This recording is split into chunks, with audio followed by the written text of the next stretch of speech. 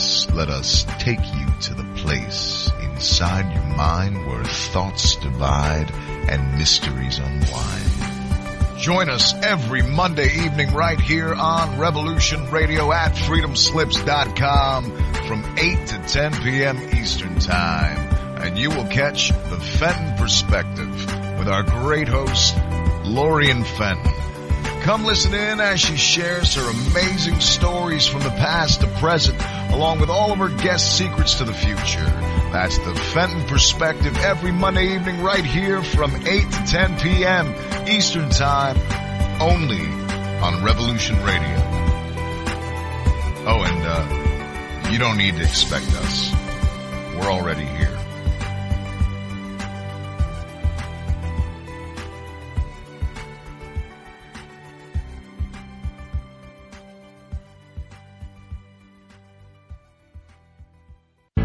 Extendivite really works. Just listen to what some people have to say. Several years ago, I was developing a very severe situation. I called it my flippy heart.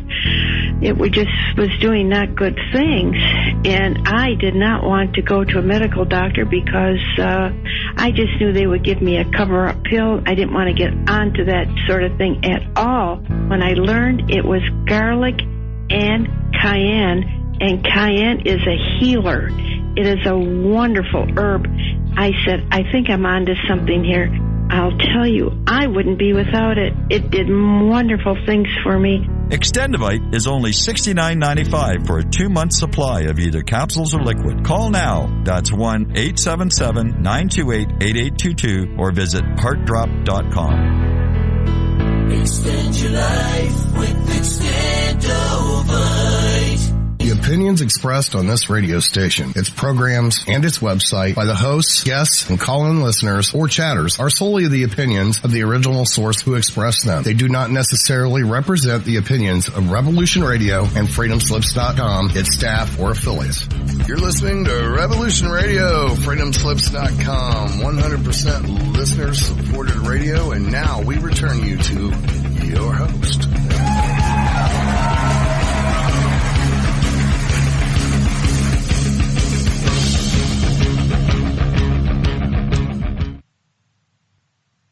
Aloha and welcome to Stargate to the Cosmos. And I'm your host, Anna Kara Lessin, with Dr. Sasha Alex Lessin as my co-host. Our producer is Thomas Becker, also known as Dr. Manuel Matas. And this is an episode of Stargate to the Cosmos. Dr. Manuel Matas is a clinical psychiatrist with 40 years of experience working in mental health. He obtained his medical degree from the University of Manitoba and his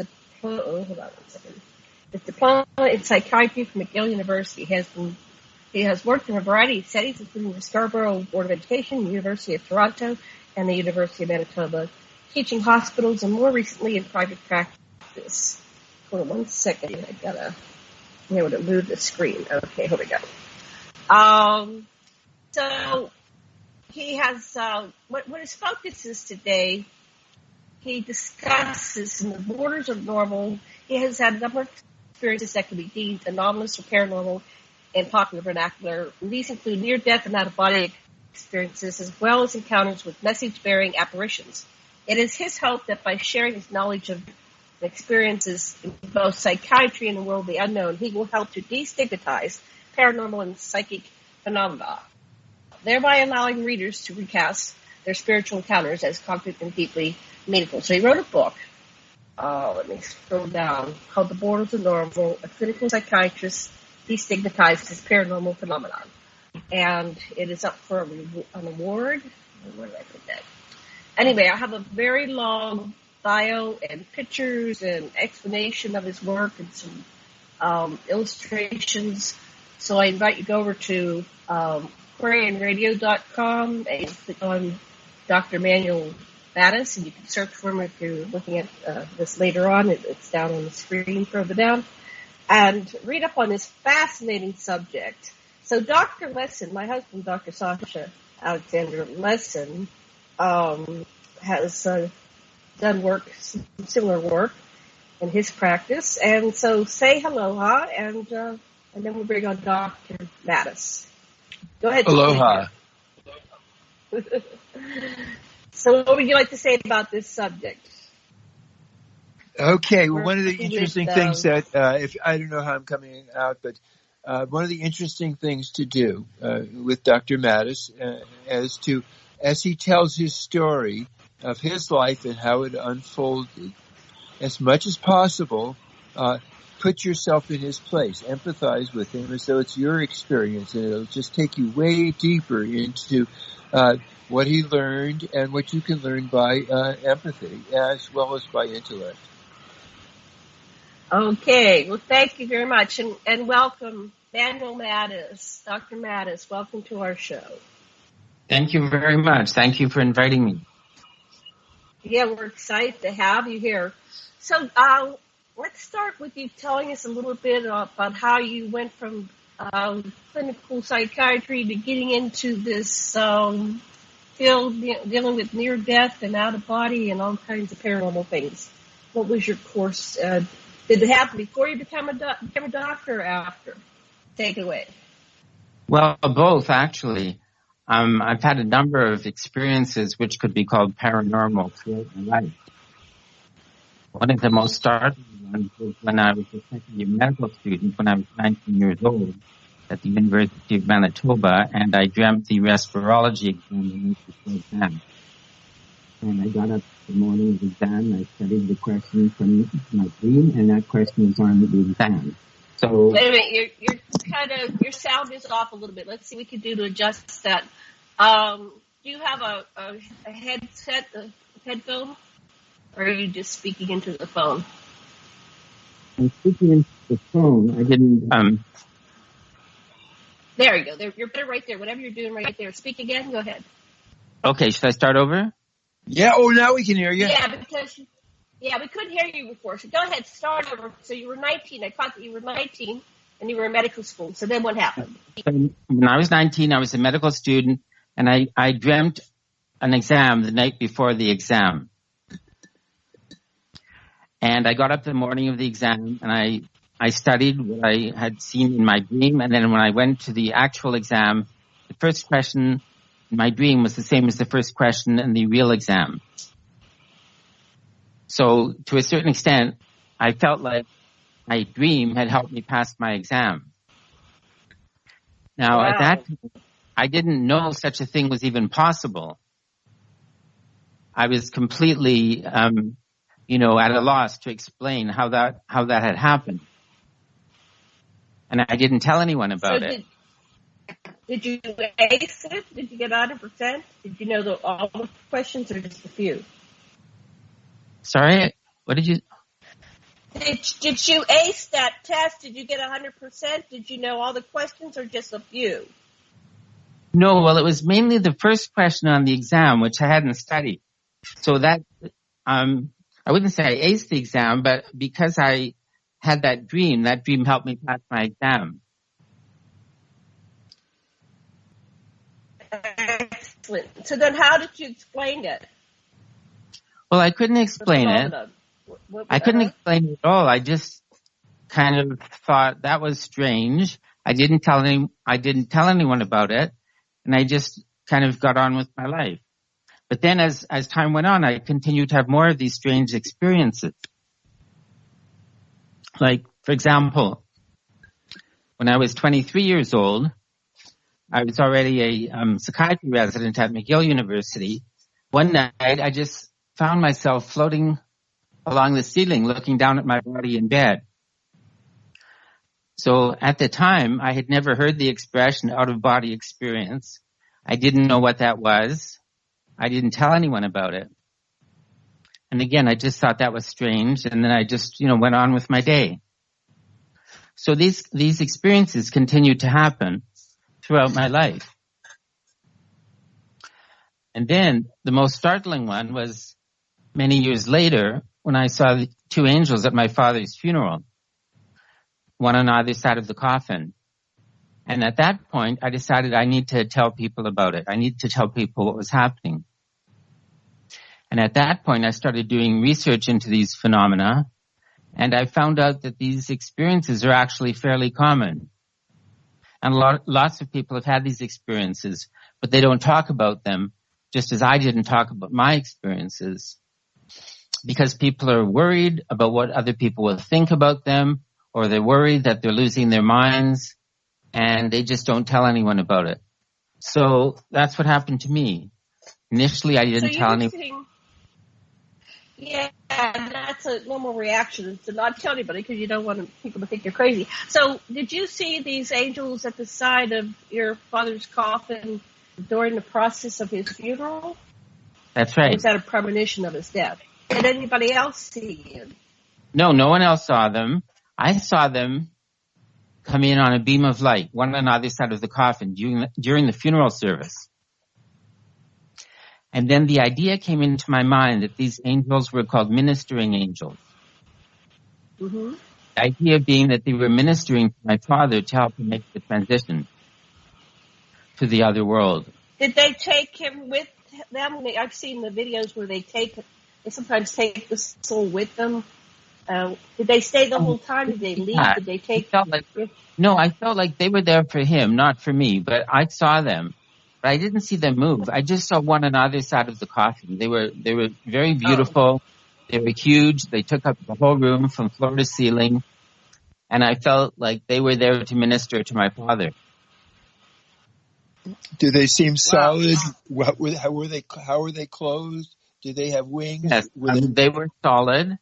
They were more or less the traditional picture that I would have of an angel. They were wearing long white robes. They had long, dark, blonde hair. They had wings.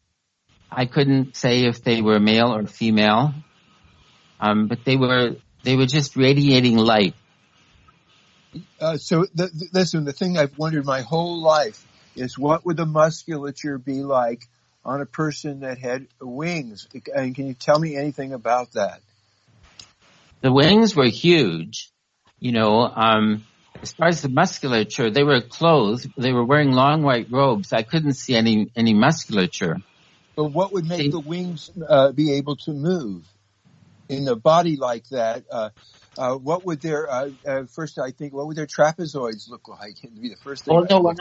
When I saw them, they were almost like human in a sense. If they had arms and they had legs, but I couldn't see them because they were wearing long white robes.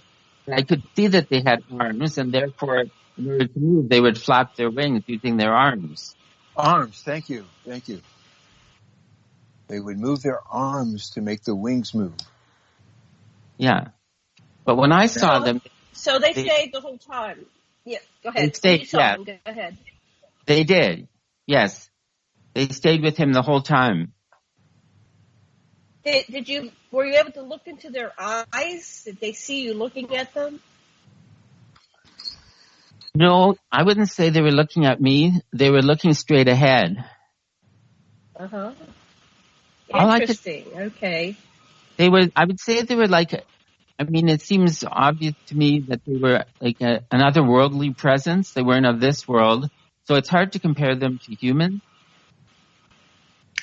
But what I'm wondering is, as much as possible, if you were to remote view from their minds, as it were, and as you go about this task of ministering to Manny's dad, what is going on with you if you're one of those angels? I felt like, they needed to be there to help my father make the transition to the next world. And that's why I said the idea came into my mind that they were called ministering angels, because they were ministering to my father to help him make the transition. But I had the idea that angels generally are messengers. And I wasn't aware of different types of angels, and different types of angels have different reasons. They have different reasons for being present. These ones are ministering to help them make the transition to the next world. Thank you. So what did you do with that information? What was the next thing you did or the next step you took after having that experience? Well, as we were in the, after we left the funeral home on the way to the cemetery, I was sitting beside my mother, who had just lost her husband, and I told her that I saw the angels one on either side of the coffin, and her response was, "That's wonderful." She was very happy, very excited. So she accepted it completely. And it was at that point when I decided I need to tell people about this, because I can't keep this to myself. It seemed like it was too important not to share with people. How did they respond when you told them, and who did you tell them next? Generally, I'd say the response was positive. People thought that was great. They were happy. But then I started talking about all of my experiences with out-of-body experience and with precognitive dreams and so on, not just about the angels. Also, at that point in my life, well, for one thing, I was older, but I also had a serious illness, and that also motivated me to start talking about what was going on. I've since recovered from that illness. However, it's almost like a mission for me to help people realize that there's more to life than meets the eye. That this world isn't just, it's not just what we see with our eyes. There's different levels of consciousness and different worlds, you might say, different dimensions that people need to become aware of. Right. And I've had a life similar. I've been out of body. I've seen, like when my parents died, my father died in 97 and my mother in 99. They both came to me when I was sleeping. It was very vivid. My mother actually took me out of body astrally, and we journeyed from Maui, Hawaii back to Pennsylvania, the house I grew up in, and we had an experience where she took me around the house and showed me my house was a haunted house, so I had a lot of experience, and she said, "See, the house is clear." I took them with me. The house is no longer haunted. There's no more ghosts there. And then she said, "Well, you have to go because this is too much for you." And she walked me to the front door, and she literally pushed me through the front door, and I zoomed back to Maui, and I popped up, and I went, "Whoa! Mom just took me on a tour." So did you have any kind of experiences with your father after he passed? No, not like that. I mean, that's quite remarkable, the experience you had with your mother. I've had people come to me, relatives who've passed, who've come to me in dreams. I had an experience one time with my uncle. What happened with him was he went with his family to Palm Springs for vacation, and while they were there, he had a stroke. So the whole family was gathered around his bedside, waiting for him to wake up. He went into a coma. And that night, while I was asleep, he came to me in my dream, and he said to me, "I'm fine, I'm okay, you don't need to worry about me, but I'm not in this world." And then the next morning, I heard he had died. That's great. Were you a favorite of his that he came and told you, or did he appear to a lot of people? I don't know if I was a favorite of his, but he was a favorite of mine. Uh-huh. Yeah. I've had other experiences, like other types of precognitive dreams.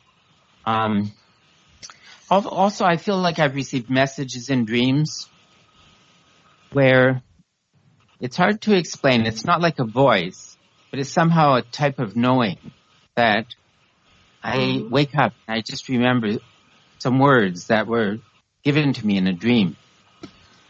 Like, I'll give you an example. One morning I woke up and I had this dream, and it said, "I'm awake, I'm aware, I'm alive." So I didn't know what to make about that. I thought it was kind of funny to have a dream saying I'm awake when I'm asleep, but I know there's a different meaning to the word awake in that context. But at that time, I just thought, awake, aware, alive, AAA, AAA. Then later that day, I ended up in the emergency room with my mother, and she had an abdominal aortic aneurysm, which is also AA, AAA. Wow. Uh-huh. And at that point, she was quite elderly. And I had to make a decision on her behalf whether or not to proceed with surgery, because the aneurysm was ruptured, and if they didn't do surgery, it could be fatal. So I decided to go ahead with surgery. She could have died during surgery, but she would have died if she didn't have surgery. So I gave the surgeon permission to go ahead with the surgery, and she came through it quite well. She survived. It turned out quite well. But that was also foreshadowed. That experience was foreshadowed by my dream. Wow. So, did you have any other experiences similar to that? Well, I had another dream. Again, it was like a message. This message came to me in a dream. And the message was, this is not reality. This is a world of illusion. And the biggest illusion is time. So I woke up and I wrote that down. And I just thought about it for years. But I did recently, in fact, that's the subject of my next book. I'm planning to write a book about the nature of time. What is time? Is time an illusion? Yeah, what is time? Is time a mental construct? What is time? I recently came across a book. I don't know if you're familiar with it. It's called Dying to Be Me by Anita Moorjani. No, I'll have to read that. Okay, let's see. Summarize that for us, yes. And the reason it's relevant, the reason I'm mentioning it is because of what she says about the concept of time. So she's a woman who grew up in an Indian family. So she was raised in the Hindu tradition. And she was taught that, reincarnation, which is part of their tradition, involves the soul leaving the body at the time of death. And then the soul reincarnates in a new baby. And that these reincarnations are sequential. So she's a woman she was born in Hong Kong. She was born in Singapore. When she was 2, the family moved to Hong Kong. When she was around 40, she developed stage 4 lymphoma. And she didn't respond to treatment. She just got progressively worse. And 3 years later, age 43, her family took her to the hospital. At that point, she had lymph nodes in her neck the size of golf balls. She was too weak to stand up. She couldn't swallow. She only weighed 85 pounds. The family was told that she wasn't expected to last the night. So she went into a coma. And when she woke up from the coma, I think she was in the coma 17 hours, something like that. When she woke up from the coma, she told her family that she was in another dimension and that she met with spiritual teachers and she met with her late father. And she was told by her late father that what she was taught about reincarnation when she was growing up wasn't really correct. She said what she was told was that all of our lives, all of our reincarnations are happening at the same time. So she's talking about parallel lives and the idea that all time is now. In other words, time is an illusion. But we as human beings don't have the mental capacity to understand how time works. So when she recovered from her coma and she woke up, within 4 days, her lymph nodes had shrunk by 70%. Within 5 weeks, her lymph nodes were completely gone and she completely recovered from her illness. She had numerous scans, MRIs, and so on. University of Hong Kong. They were sent to Johns Hopkins University in the States. There was no sign of her cancer, no sign of her lymphoma. And 10 years later, she was still completely free of cancer and free of lymphoma. So she had a type of miraculous recovery, and she's become a spiritual teacher. And she's talking about the concept of time, how all time is now, which a lot of spiritual teachers have that teaching that all time is now. And I've had that same message. That's right on. I've had that same message. Did you? Mm-hmm. That all time is now, that we are simultaneously existing in many parallel lives. Actually, it goes beyond that. Dimensions. We can actually be in many planets, different physical forms. But we're focused on here and now because that's all our human minds can handle. But as you grow spiritually involved, you can handle the greater awareness of who we are on the greater, higher level of existence. So anyway, that's great. I have to tune into that. Yeah, no, I mean, I think that's an interesting idea, but it's also hard for a lot of people to accept. Yes, you can take that even. You can take that even further, or I do anyway. That other is an illusion, and that the meditation that I do, where you, especially if other, whatever seems to destabilize you, or you overly admire it or put it down, that it's a resonating and a disowned part of the self. Otherwise, you wouldn't be destabilized, and so. With that meditation, that inevitably puts you into a spiritual space, because whenever there's a perceived other that off-balances you, that means it's a part of you to discover. I like that idea, the idea that we're all one. That's it. And so, like, if they say, do unto your neighbor as you would do unto yourself, really your neighbor is yourself. So if you're helping your neighbor, you're really helping yourself. Mm-hmm. Yeah, that's it. So that in our singularities, we all have a coherent field with one another and affect the entire universe as it affects us. I like that idea. So how did you take these concepts? So you're a traditional psychiatrist. How did your colleagues and how did they react to your information? Well, I'd say mixed. Some are very open. There was one young physician who asked me what I had been doing lately, and I told her about my book. And I said it's called The Borders of Normal, and the subtitle, A Clinical Psychiatrist De-stigmatizes Paranormal Phenomena. So then her reaction was, why would you want to destigmatize it? Oh. And what did you say to her? Well, I mean, some people equate paranormal with superstition. So I explained that the word para literally means beside. So we have paramedics working beside doctors. We have paralegals working beside lawyers. So paranormal means beside normal. It doesn't mean abnormal. And many people who have these experiences are reluctant to talk about them because they're worried about what people will think of them, or they're worried that they're losing their minds.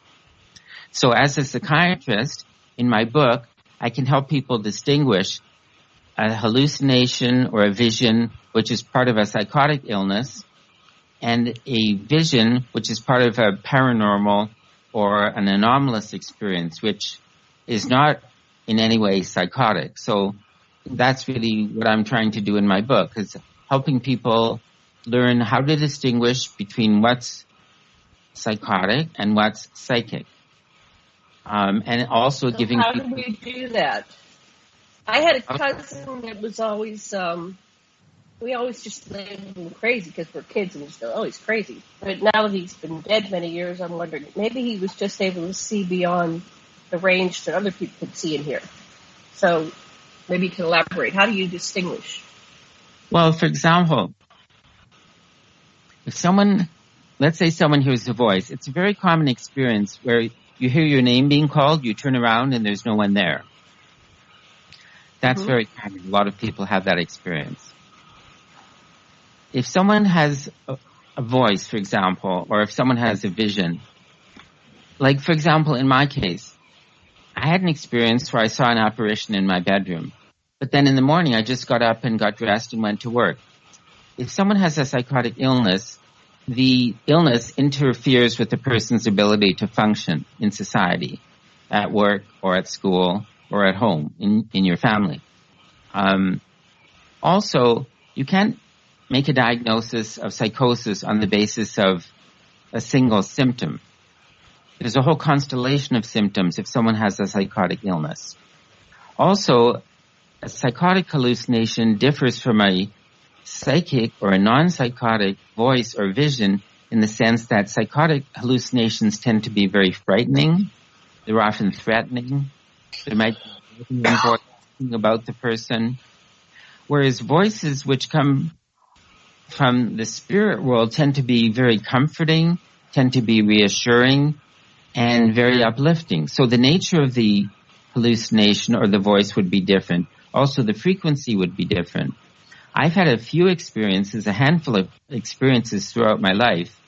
But if someone has a psychotic illness, they could be hallucinating every day, constantly, every day, or even every minute of every day. And these hallucinations are very disturbing. So there's lots of ways to distinguish between psychotic and non-psychotic. But as I said, one of the major reasons people don't want to talk about these experiences is because they're afraid that they're losing their minds. So I'm trying to encourage people to talk about their experiences, because once you know someone else who is not psychotic has had a similar experience, you feel more free to talk about your own experience. Fascinating. Sasha, do you have any comments or questions? Oh, well, yeah. Basically, yeah. When you lose your mind, you can come to your senses, and say, "I'm losing my mind." And if you do that, then you're then in an observer position, and you're not psychotic. Can you observe yourself? Can you make choices? It's really pretty obvious if you just hang with somebody for a little bit whether they are experiencing a boundary disorder like pathological confluence or inability to make contact. It's really easy, especially if you feel the energetics. That's what I find anyway.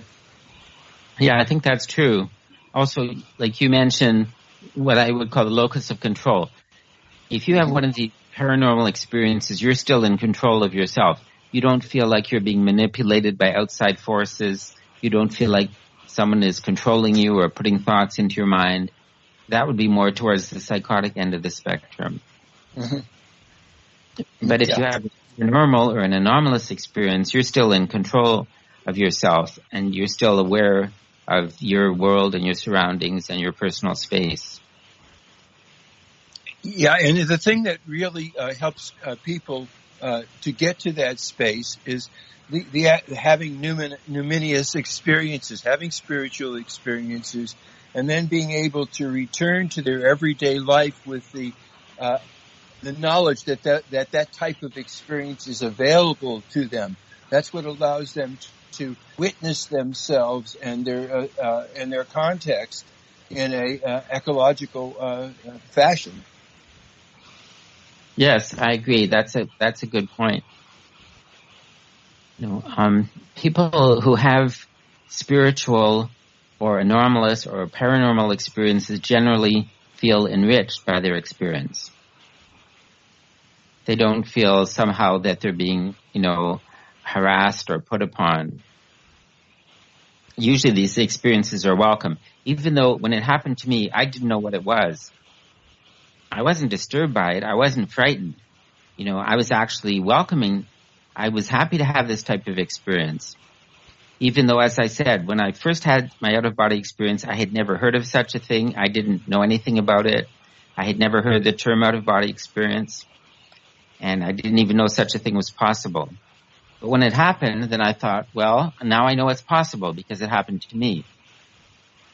And that's why I say, experience is the best teacher. Yep. I had a couple experiences where I was in a time loop, and I'll explain it real quick. It was very weird. I was dreaming, and I dreamed that I had to go to the bathroom, and I got out of bed to go to the bathroom, and I believed I was going down the stairs to go to the bathroom. Right. When I looked to the left, over to where my husband was sleeping, I saw a ghost sitting on the foot of his bed. And I started to go down the stairs and go to the bathroom, and I turned around and went, wait a minute, what's that at the foot of his bed? And then I was back in my body, and I was dreaming again. You know, I said, okay, and then I became aware, okay, I'm dreaming. So I said, but I really have to go to the bathroom. So I did it again. And it happened again. I got halfway down the stairs and I go, wait a minute.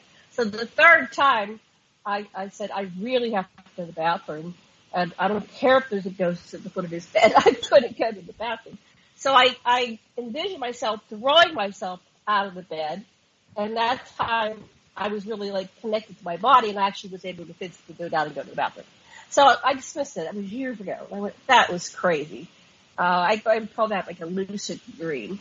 But then I took some medicine for some infection. I think it was some kind of antibiotic or a sinus thing or something. And the same thing happened. I was sitting typing on my computer, and all of a sudden I caught something out of the corner of my eye there, and there was a being standing there. It looked like a 3D Fred Flintstone, but kind of translucent, like a ghost.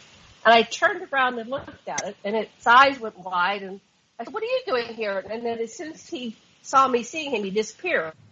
And I said, oh, I'm in trouble. I'm hallucinating. So I ran over to the bed, because my husband was taking a nap, and I tried to wake him up. And as I was shaking him, telling him to wake him up, then I popped into the bed, and I was dreaming. So I was totally unaware that I was dreaming. Like in the first dream, I was where I was dreaming. This one, I was in the experience, not where I was dreaming. That happened 3 times. And then finally, I couldn't get him to wake up. So once again, I threw myself out. I grabbed my cell phone, and I called my sister, and I said, and she answered the phone. And this is in real life. I said, Louise, I think I'm dead. There's something going on. And she had to convince me I was alive. I said, I am never taking that prescription again. And I told my doctor, he says, why did you stop? I said, because it made me hallucinate. Now, are there certain prescriptions that can give you, and I wasn't afraid. It had ephedrine in it. Like, it had ephedrine in it, Dave. Ephedrine. What's ephedrine? It had what is that? Yeah, well, I'm glad you raised that. Go ahead. There are certain medications which can cause hallucinations. And, you know, when people have paranormal experiences, you know, often skeptics will try to explain them on the basis of physiology. Because, as you say, there are certain medications which cause hallucinations, certain illnesses, for example, migraines or temporal lobe epilepsy. These people can have hallucinations, you know, visual impairment and so on, hearing impairment. So I think it's important to distinguish, is there a physical basis for this experience or is it a spiritual experience? And I think, you know, you have to think about that because these experiences are, in a sense, processed through the brain. And I know, for example, we were talking about out-of-body experience. There was a neurosurgeon, Dr. Walter Penfield, who showed that he could produce an out-of-body experience by electrical stimulation of the right temporal cortex of the brain. Mm-hmm. And there are certain drugs. There's a street drug called ketamine, which is a dissociative anesthetic. And on the street, it's known as K, or special K. And when people take this drug, they can have an out-of-body experience. They call that entering the K-hole. So some of these experiences can be due to medications or illnesses and some not. So it's important to distinguish which is which.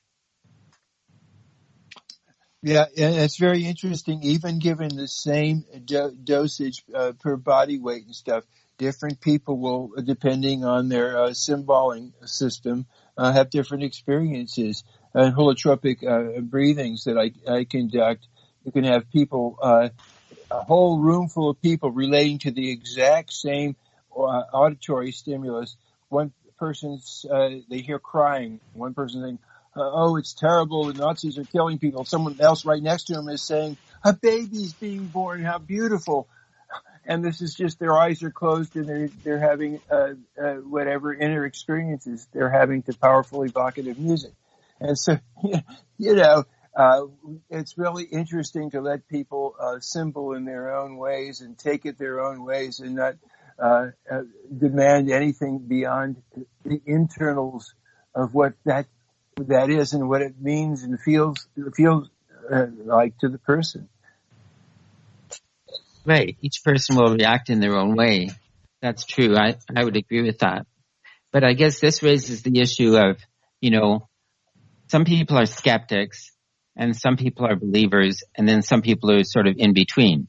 Skeptics can become believers and believers can become skeptics and so on.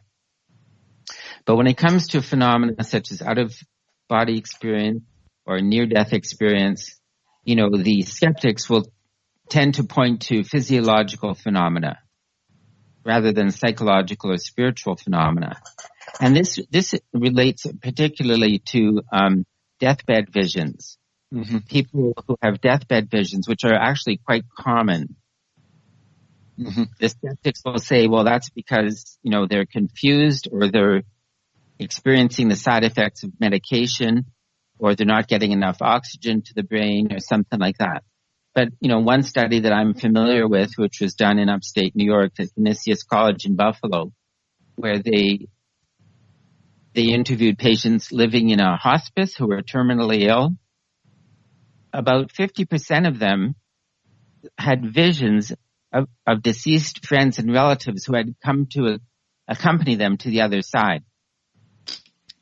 And they said that these visions, the patients referred to them as visitors. These visitors were just as common in the patients who weren't on any medication or who were not confused and who were not having any problem with lack of oxygen to the brain. They had the same experiences as the other ones. So, as I say, the skeptics oftentimes try to dismiss the experience by saying, there's a physiological explanation, but frequently there isn't.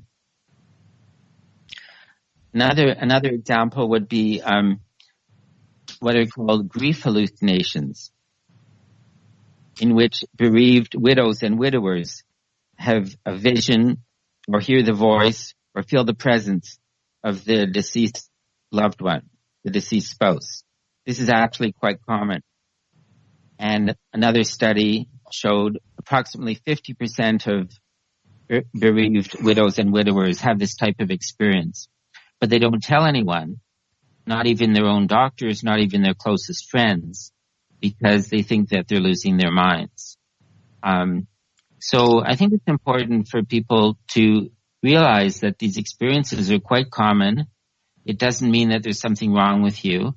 And it's actually comforting when these people have a vision of a deceased loved one, or if they have a vision of someone who's coming to accompany them to the other side when they're dying. These visions are actually comforting, and they're not necessarily due to any physiological explanation. I think you can learn so much if you welcome your visions and you address them and you ask them to communicate more with you. And this is a wonderful opportunity when you have a vision to just go into it deeper and deeper and deeper.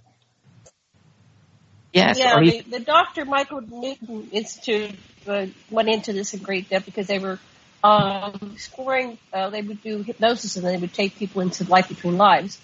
And so, I was going to say something. I just forgot what I was going to say. Anyway, we can go back. It'll come to you. I forgot what I was going to say about it. But, okay. So they, from their perspective, they would take the people that died, in their past lives and go to the interlife. And they were saying that, yes, we were trying to communicate with, so-and-so. They couldn't see me because they were so full of grief.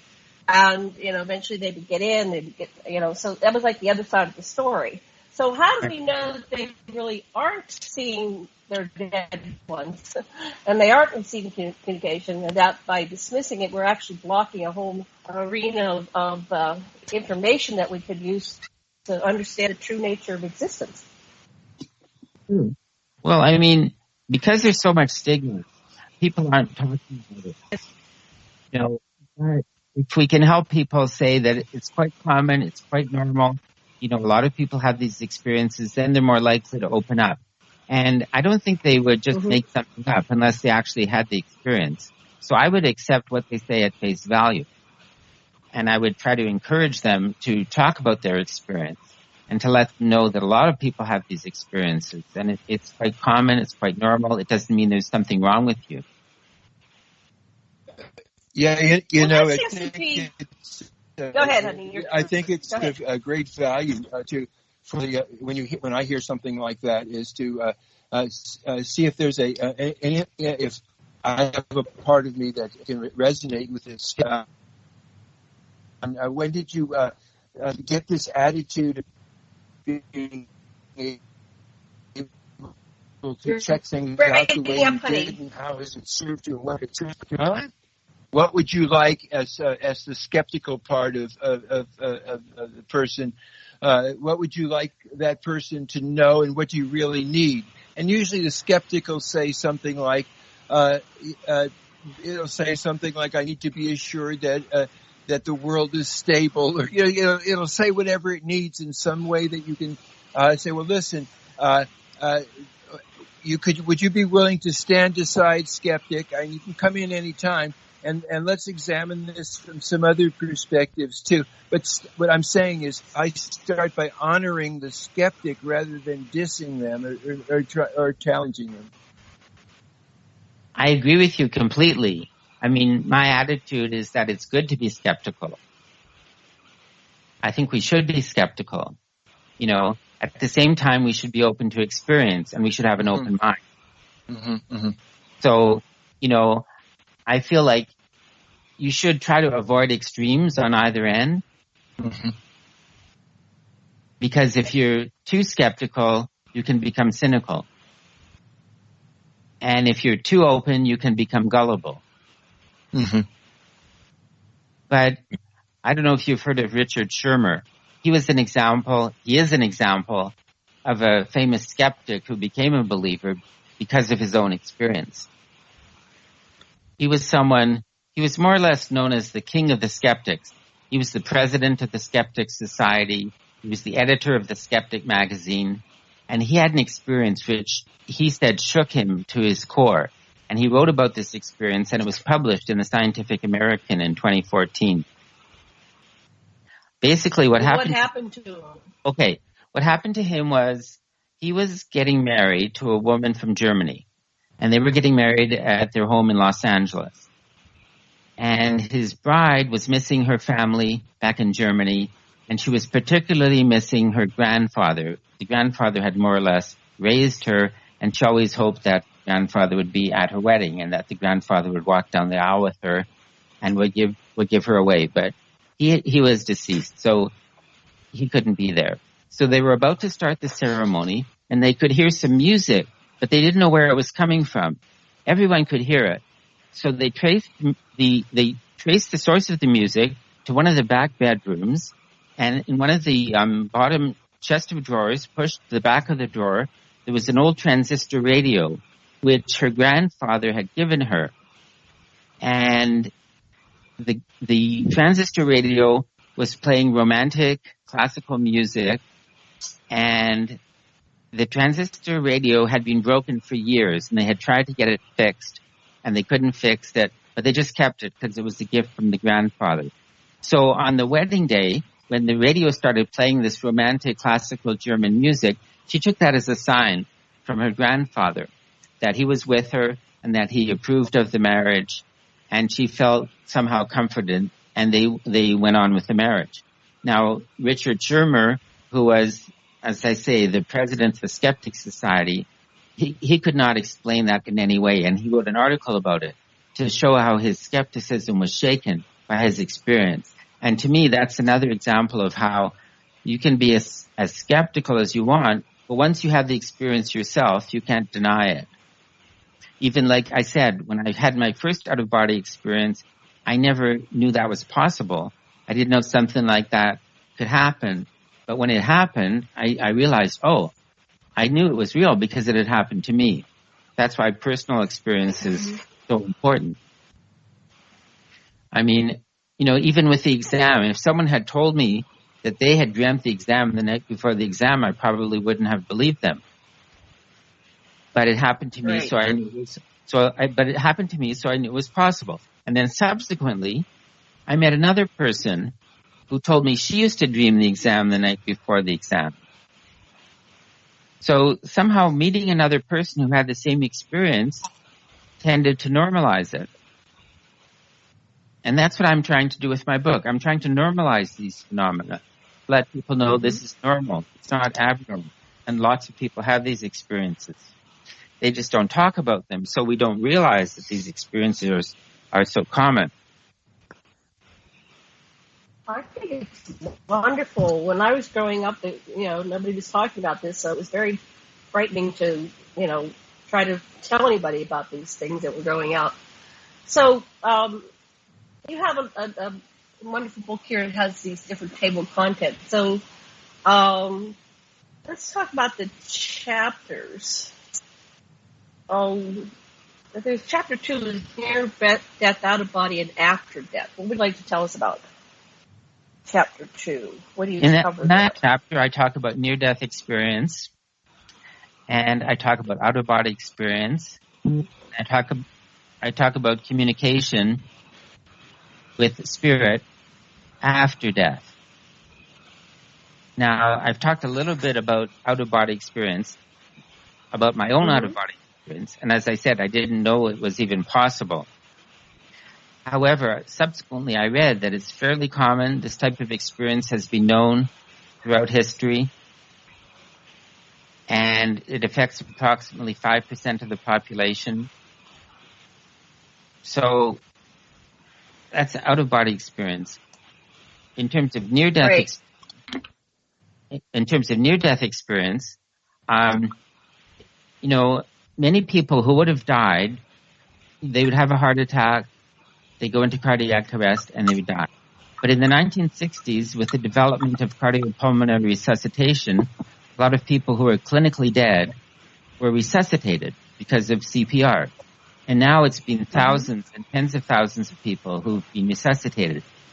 And a certain percentage of them, possibly 20 to 30% of them, report some type of experience that they had when they were out of their bodies, when they were clinically dead. And then when they come back to life, they tell people about what happened to them. So the person who first started to write about... Have you had any near-death experience? I didn't near-death experience, but as I write in my book, I almost died many times. I was never pronounced clinically dead, and I was never resuscitated, but I was near death many times. And I feel like, when I read about the after effects of people who've had the near-death experience, I've had some of those same after effects myself. Generally, people who recover after a near-death experience report that they're less materialistic and they've learned to overcome their fear of death, and they tend to be more altruistic and more spiritual. And they also, some people who go through that experience, they say they don't feel that any one religion is better than any other religion. There are many paths to God, and they don't necessarily feel like their religion is the only religion. So yeah, I haven't been through that experience. Yeah, go on. So you said you said that you had near death. How did you know that you were approaching death? Well, no, it happened so many times. It started when my mother was pregnant with me, and she had an attack of acute appendicitis. And they were living in a small town in northern Alberta. And my father was the only doctor in this town, and it took time to fly her down to Edmonton, so he had to operate on her. And the operation was a success. She survived, I survived, and so that was the first time. When I was quite young, I fell out of a car, and another time I had a very serious illness. So, I knew I was near death, but I didn't have the type of experience that, people who have the classical near-death experience when they talk about leaving their body and they go through a tunnel and so on. So as I say, I feel like I have some of the same after effects, although I didn't have the actual experience of being clinically dead and then being resuscitated. Rosen did the studies of the survivors of suicide attempts off the Golden Gate Bridge in San Francisco. I think a small percentage, like 11 people, survived. And every one of those survivors never tried to kill themselves again, and they reported the exact same set of effects that you said about the people that are resuscitated, or the people that experience they also become vegetarians, and as well as being more spiritual, but that's the same effects. But the thing that we don't know, is did these people just experience the near-death experience? Is that different than the death experience? It's really difficult to tell. Well, and we're coming up on a commercial break. I just wanted to say the music will be here any second now, and then we'll be on a 5-minute break and we'll be back. So we're going to remember where we are. Here's the music. Okay, we'll be back in 5 minutes. We'll see you in 5.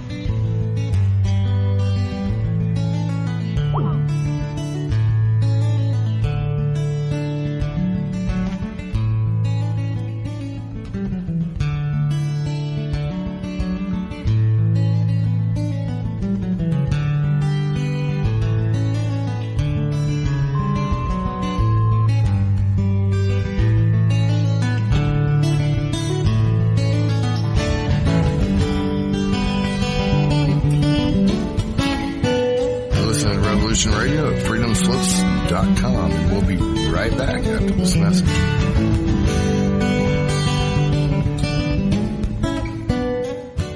Wadiya will remain a dictatorship. Oh, be quiet. Why are you guys so anti-dictators? Imagine if America was a dictatorship. You could let 1% of the people have all the nation's wealth. You could help your rich friends get richer by cutting their taxes and bailing them out when they gamble and lose. You could ignore the needs of the poor for healthcare and education. Your media would appear free, but would secretly be controlled by one person and his family. You could wiretap phones. You could torture foreign prisoners. You could have rigged elections. You could lie about why you go to war. You could fill your prisons with one particular racial group, and no one would complain. You could use the media to scare the people into supporting policies that are against their interests. Tune in Monday through Friday, 4 p.m. Eastern Time, for Liberation Nation with Deacon John, where America comes to hear the truth. I know this is hard for you Americans to imagine, but please try.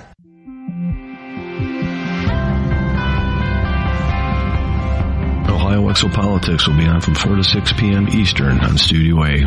Mark Schneider will have guests on that will discuss many important topics, including the state of the world today. However, much of the show will be dedicated to the writings of Edward Albert Meyer. Let me read a short passage from one of his writings. Love is the highest principle of creation, and through it, everything exists in absolute logic. All of nature in its indescribable splendor is nothing but the love of creation, which is expressed visibly. The love of creation is everywhere, because without it, nothing at all would be able to exist. Please join Mark on Ohio Exopolitics from 4 to 6 p.m. Eastern on Studio A.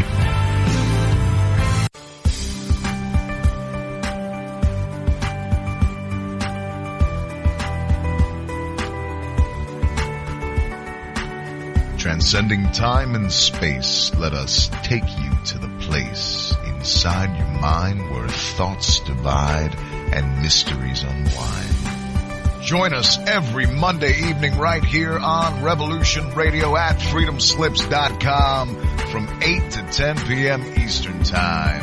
And you will catch the Fenton Perspective with our great host, Lorian Fenton.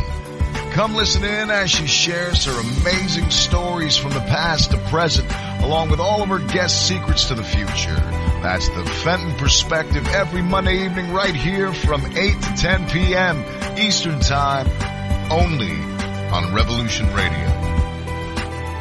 Oh, and you don't need to expect us. We're already here.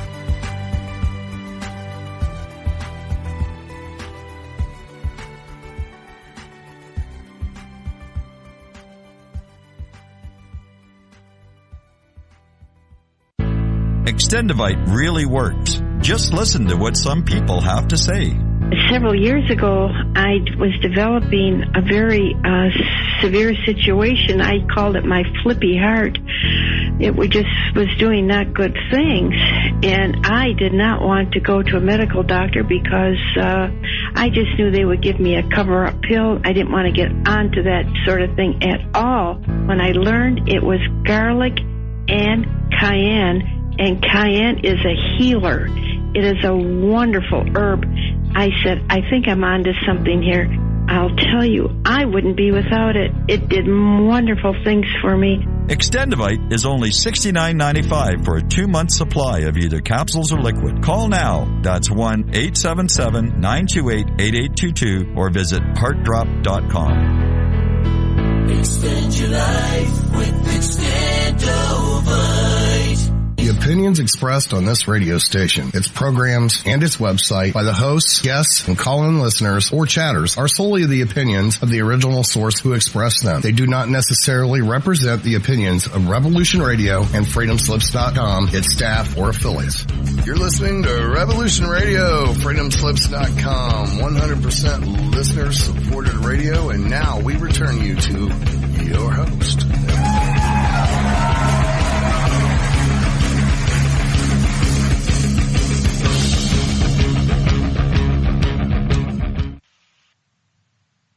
Aloha and welcome back to Stargate to Cosmos. I'm your host, Janet Kara Lessin, with Dr. Sasha Alec Lessin, my co-host. This is on Revolution Radio. Our producer is Thomas Becker, a mad painter, and our guest is Dr. Manuel Matas, and we're talking about all kinds of good things. And before we get back to our show, I'd like to remind everybody to please go over to the donation button on revolution.radio and make your donation. I saw that we have a tally on Revolution. Let's see if I can pull that up real quick. About our, I can spell. Hold on. Revolution Radio. And we're asking you to make a donation. I can't talk at the same time. Make a donation so we can keep bringing you wonderful shows like these. And here it is. Our monthly goal was $2,760. And we've only raised $252, so we really need your donation. Please, please, please go over and click the donation button on revolution.radio. And we thank you very much for your donation. Okay, Dr. Lessin, are you back with us? Oh, yes, indeed. We were just talking before the break about, almost anybody that starts to reflect on the apparent simultaneity of events that lead them to the moment that they're experiencing now, has to either conclude that there's a master mind that's orchestrating events, or that they're making it up with their mind, and if so, their mind must be a mimic of the mastermind, so to speak.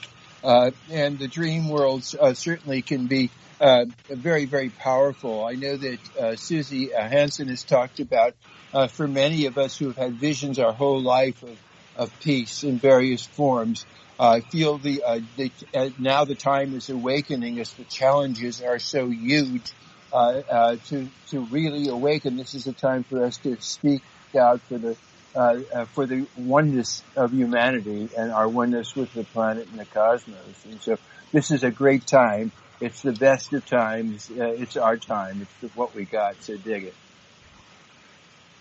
Right. So before the break, we were talking about how do we know the difference between a near-death experience and a death experience. And I guess, who's actually been dead? Somebody was clinically dead and brought back, they were still dead, right? So I don't know. What's the difference, Dr. Matas? Is there a difference? Well, for one thing, there's different definitions of death. There's cardiac death and there's brain death. Now, of course, most people don't die in the hospital, so they're not hooked up to an EEG, electroencephalogram. So we don't really know if they're brain dead or not. Usually, if a person stops breathing and the heart stops beating, then we assume that they're dead. But when someone comes back from the dead, we can say, well, that's what they call near death. They were clinically dead, but they were resuscitated. So we say near death because death is supposed to be final and supposed to be permanent. You're not supposed to come back from the dead. So that's why we say near death. The term near death experience was coined by a psychiatrist at the University of Virginia, Dr. Raymond Moody, the one who first started to write about near death. Speak into the mic better because I think you're fading in. Now try that again. So Dr. Raymond Moody. Yeah, he's a psychiatrist at the University of Virginia, and he wrote a book about near-death experience called Life After Life. Can you hear me now? Yes, I've read those. They're great. Yeah, and so he described the type of experience that someone comes back from life. Fading, you're fading. Oh, okay. There you go. Are you okay? Is it okay now? Perfect. Yes, whatever you're doing right now, we can hear you. Okay, Try that again. All right. So Dr. Moody, a psychiatrist at the University of Virginia, talked about near-death experience in his book called Life After Life. And he described experiences that people have since being resuscitated. And these include a person leaves their body, they go through a tunnel, see a bright light, they see a spiritual being, they see deceased friends and relatives who've come to greet them. They often have a life review. And then they see a border beyond which they cannot go. Because if they go beyond that border, they can't come back. But the ones who are resuscitated, somehow they get the message that their work on Earth is not yet done. They still have more work to do, so they reluctantly come back to their bodies.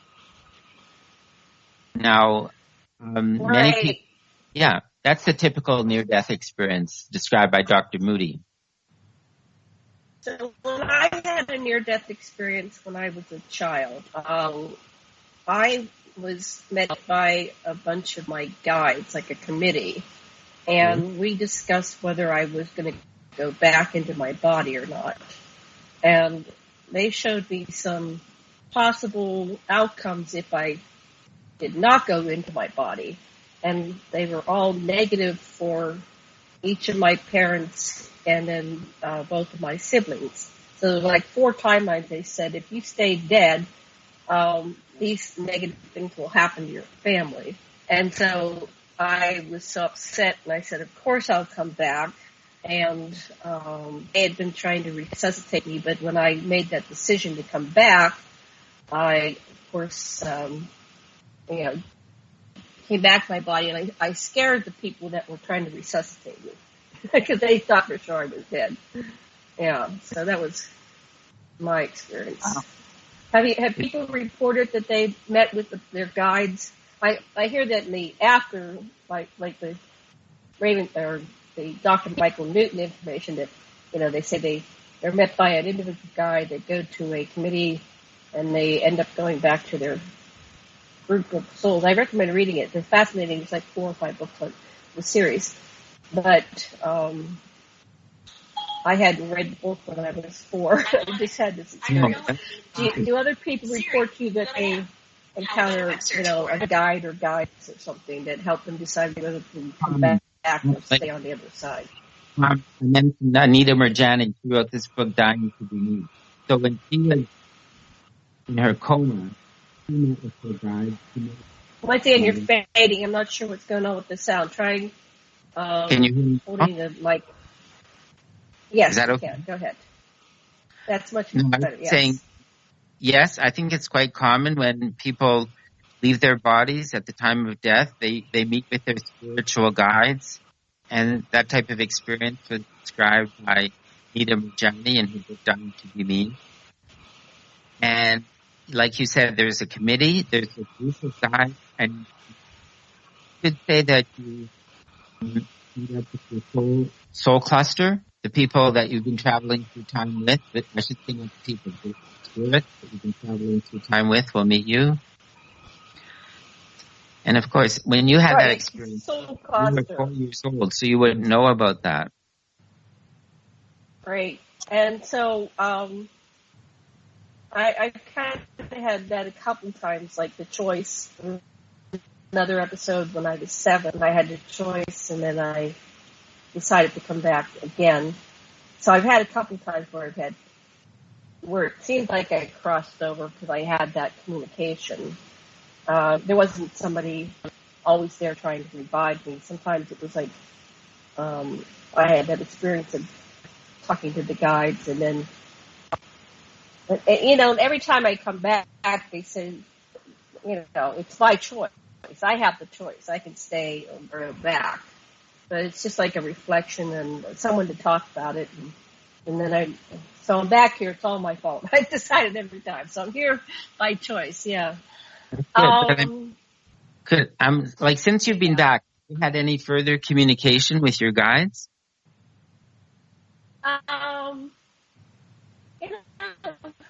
It's not as clear as when I'm over there. But it seems like there's, it's kind of like that image where you have the little angel and the devil on your shoulders. It seems like I have, it's on my right shoulder. It seems like my parents are there.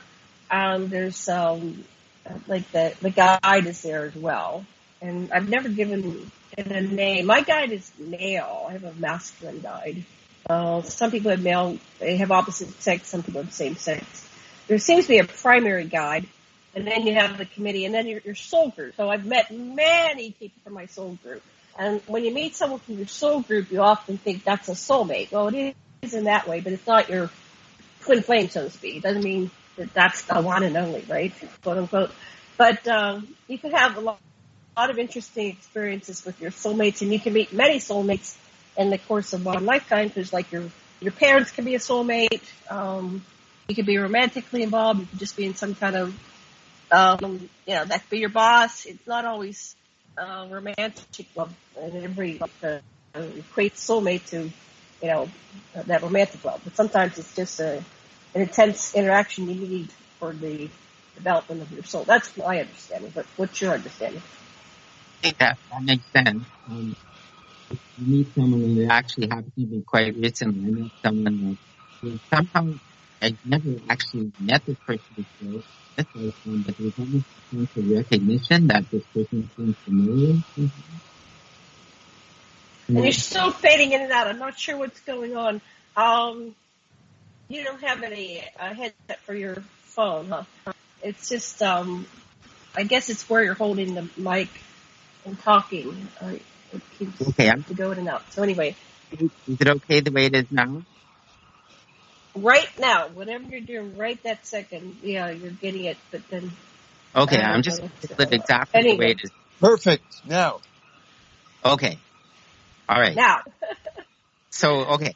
What I was saying about meetings, like we were talking about meeting soulmates. Yeah. And I said you meet someone that's somehow familiar, even though you've never met them before in this lifetime. And that happened to me quite recently. You just somehow, they seem like an old friend, even though you've never met them before. And in terms of God, I have had dreams. I had a dream about a couple dreams where I saw someone in my dream, and both of them were women, and they both said, I'm your guide. And I also had a dream about an animal spirit. So I've had lots of different messages like that in my dreams.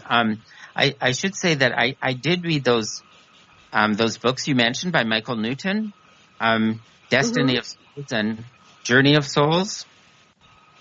And I think I would recommend those books to anyone. I think they're really, really interesting and really valuable information in there. So same here. Yes. Yeah. I was also going to say a word about dreams because we were talking about dreams earlier. Yes. Go ahead. Like sometimes people, like you could feel like you say you might be having another life in your dream, and you don't know is that a future life or a past life or a parallel life, But sometimes people have dreams which are anxiety dreams about the future, and they don't know is this a precognitive dream or is it an anxiety dream? So one person who's written about premonitions is Larry Dossey. And he's written about premonitions in dreams. And he says that, if you have a dream which you think is an anxiety dream, but you're not sure if it's a precognitive dream or an anxiety dream, he says you should pay attention, first of all, if it's a recurrent dream, or if the dream is especially vivid, or if the dream is about death. So those are three things.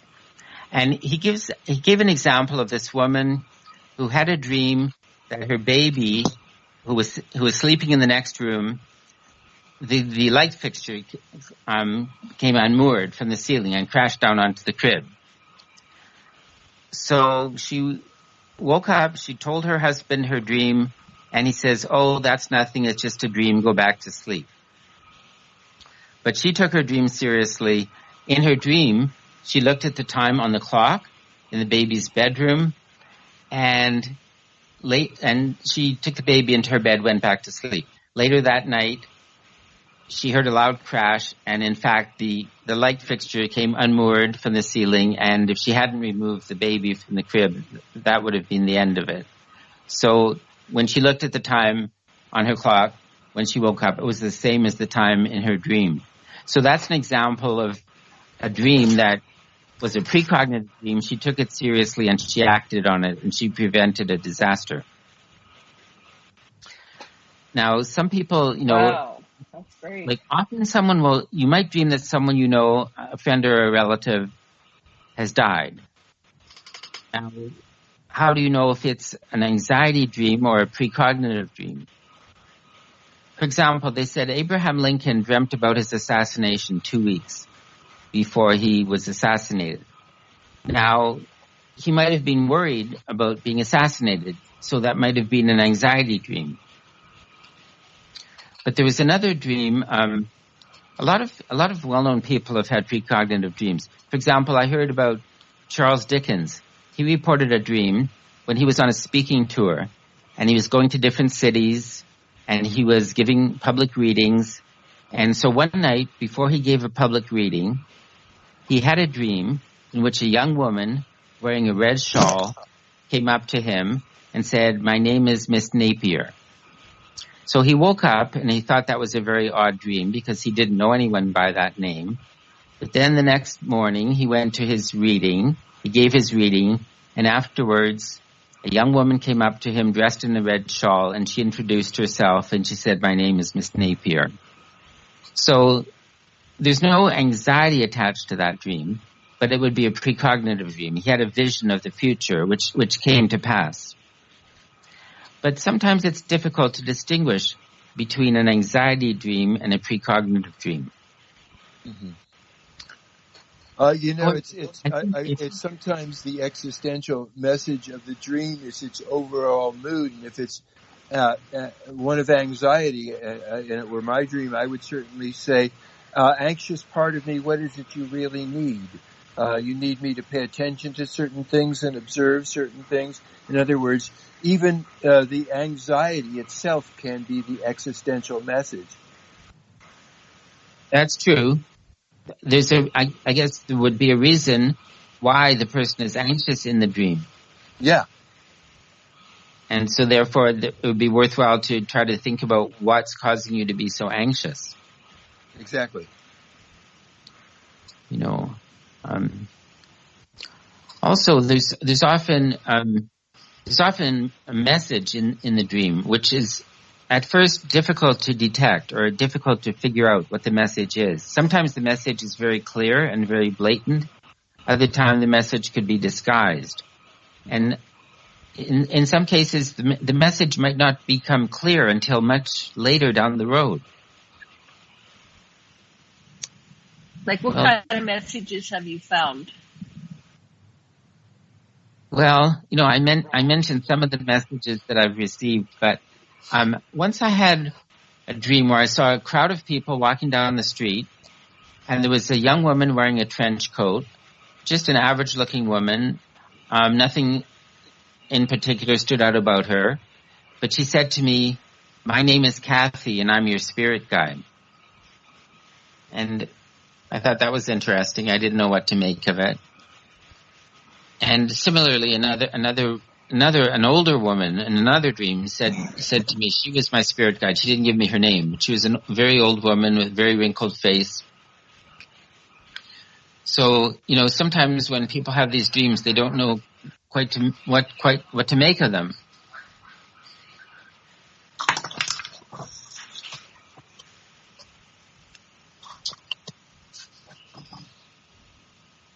Hello? Yeah, I'm still here. Okay. So they have these dreams, they don't know what to make of them, right? And so later on it becomes clear.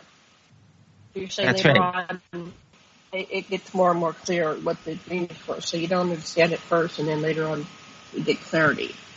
Okay. So how do you know what to pay attention to and what not to? Yeah, go ahead. Okay. So many, many years ago, a message, I didn't use the word, at the time, I was quite young, I wouldn't use the word message. It just seemed to me like a poem. It just came into my mind, and the message was, a gift is a weapon is a gift. And I didn't know what that meant. I just thought it was a poem, but I remembered it. I didn't have any idea what it meant. Then many years later, I saw the movie Arrival. I don't know if you've seen that movie or not. I did. Yes, I did. Loved it. Yeah, I thought that was a great movie. I would recommend it to anyone. But somehow while I was watching that movie, the message that I received 30 years earlier came clear to me. It became clear. Now, for your listeners who haven't seen the movie, I'll just maybe briefly explain what it was about. It was sort of like an alien invasion where these giant obelisks at different places around the world just show up from out of nowhere, and no one knows what it means. But the U.S. Army hires an interpreter who is trying to translate the messages from the aliens. And the message, it sort of looks like an octopus squirting ink onto a pane of glass, sort of like an ideogram. And she's trying to interpret what these ideograms mean. And at first she says it's a weapon.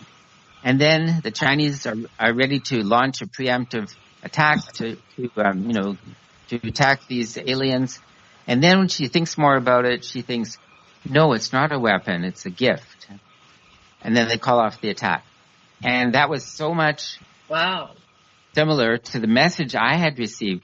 And that's also part of the concept of the movie, because the movie starts out with something, you think it's actually a flashback, but you find out afterwards it's a flash forward. And I remember the scientist, who's the translator, she was talking to her daughter, and the daughter's name, I think, was Hannah, Hannah. And the little girl says to her mother, why did you give me this name? So she says, well, it's a palindrome. It's the same backwards and forwards. So there's a lot in that movie about the nature of time, how time can flow backwards and forwards, and how we could know something in advance, even though it hasn't happened yet. And that's an example of a message that I received, and I didn't find out until many years later, maybe 30 years later, until I saw that movie. I didn't actually know what that message was all about. So therefore, I'm saying if someone has a message, they don't understand it, they don't know what the message is supposed to mean, I would say just be patient, and eventually in time the message and the meaning of the message will be revealed. Wow. And I think there's probably another part to that, because that was like a movie about contact, but maybe we'll have real contact, and then the message will have another deeper meaning. So that's interesting. Yeah. I wanted to talk about your chapter 7, psychedelics, expanding the mind. What would you like to tell us about We have all these wonderful chapters, and we're not going to get through them all, but psychedelics, expanding the mind. What would you like to tell us about your research into that? Well, psychedelics have been around for a long time. Oh, and you're fading again. Oh. Just your mic again. Eat the mic. Can you hear me now? Yeah. Now we can, yes. Okay. Psychedelics have been around for a long time. They've been used by many different cultures for sacred rituals, to help access the numinous or the spiritual. They're also used for recreational purposes. But lately, there's been a lot of research being done on psychedelic drugs. The research was frozen for about 40 years, from the time President Nixon declared a war on drugs in the 1970s, and all funding for research with psychedelic drugs has dried up. But the research has started up again in the 2010s. And some of the research is actually quite interesting, particularly since it relates to what we were talking about earlier, about how people who have a near-death experience lose their fear of death. Because some of the psychedelics, such as psilocybin, for example, are being used to treat patients who are terminally ill, to help them overcome their fear of death. And a lot of these patients, when they take these psychedelic drugs, they somehow become aware of another level or another dimension of existence, and it helps them ease the transition into the next world. Also, some of these psychedelics have been used to treat addictions, such as alcoholism or drug addiction. And again, that seems to be one of the side effects of people who've gone through a near-death experience. Many people who go through a near-death experience lose their addictions when they recover, and yes, there's a whole host of different experiments and studies that are going on at major universities around the world. Some psychedelics are being used to treat alcoholism, for example. I think ketamine is being used for that purpose. So there's quite a research on that subject. Did you want to add to that, Sasha?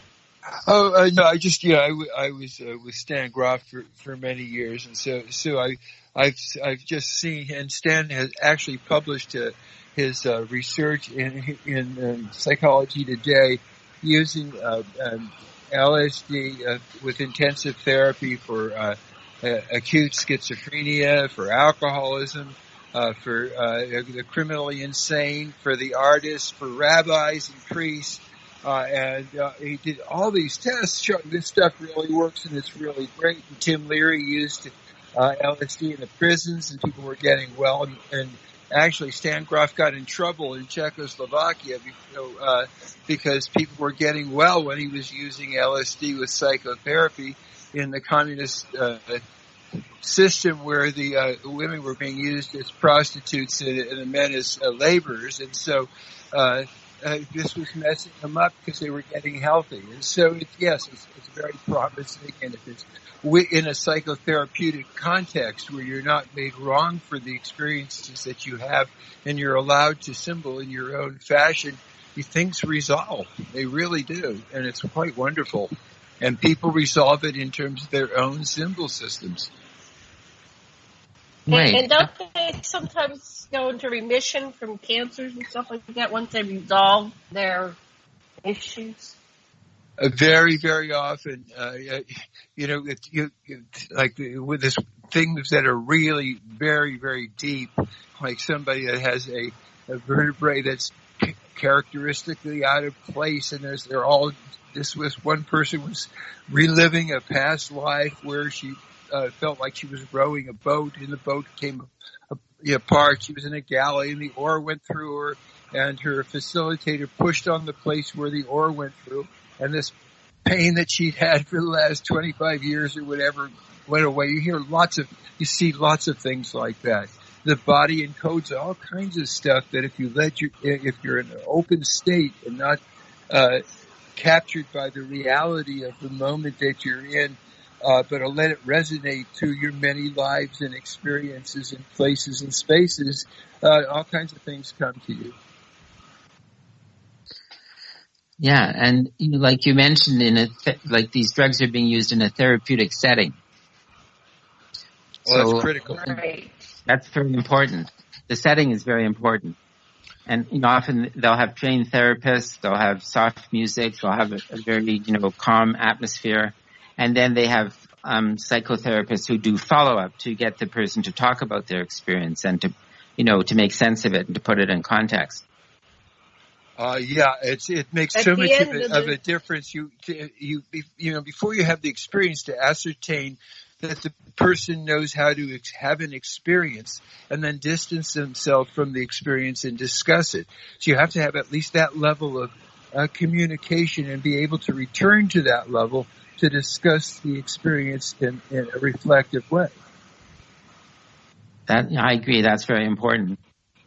Drugs, for example, ayahuasca and peyote, have been used by Native American tribes to help people achieve a level of spiritual growth and enlightenment. But, when they're used recreationally, they can have a different kind of effect. Yes. And so it's set and setting. You need to feel safe and to go out to the concert. You take things. That's not the right setting.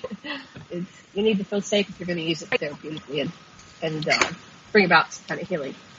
Sorry, I keep getting an interrupting call, so sorry if that's interrupting. Okay, so now they're using it again. So what made them change their minds? For 40 years they blocked it. What made them? Do you have any idea or insight of why they changed their mind? They're allowing the doctors and medical field to do the experiments again. Well, I think it started when President Obama, was president, and they realized that the so-called war on drugs was a failure, and it led to mass incarceration, particularly of minorities. And they decided that, there's no point filling up the jails with people for minor drug offenses. And they decided to look at the therapeutic benefits of these drugs. So the idea being that, instead of taking a punitive approach to drug abuse, they were looking at the therapeutic possibilities. And that led to different universities doing experiments with these drugs. So, and as I said, it's not just in the U.S., it's in the U.K., it's in Belgium, it's in Russia, all over the world. These drugs are being used to treat addictions and to treat depression, anxiety, and a variety of different conditions. Even PTSD with combat veterans. They've been having some good results. Right. Yeah, and the Ibogaine studies are very, very interesting because they're so powerful in breaking addiction to alcohol. However, if you drink alcohol while you're doing the Ibogaine, it kills you. So that's a dangerous one to deal with. But the University of Florida were actually doing clinical tests on Ibogaine.